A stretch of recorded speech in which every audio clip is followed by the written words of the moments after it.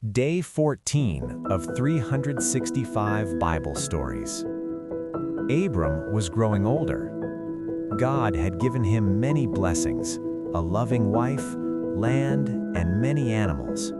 But there was one thing Abram longed for that God had not yet given him. Abram wanted a child with his wife Sarah. They had hoped and waited for many years, but God had never given them a child.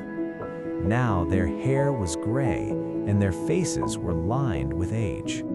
They had almost given up hope of ever becoming parents. One evening, God spoke to Abram. "Your name will now be Abraham, because you will be the father of many nations. Look up at the night sky. Can you count the stars? That is how many descendants you will have." Abram replied, "I trust you, God. You have already given me more than I could ask for. But how can I be the father of many when I have no children?" Then God answered, "You will have a son with your wife Sarah.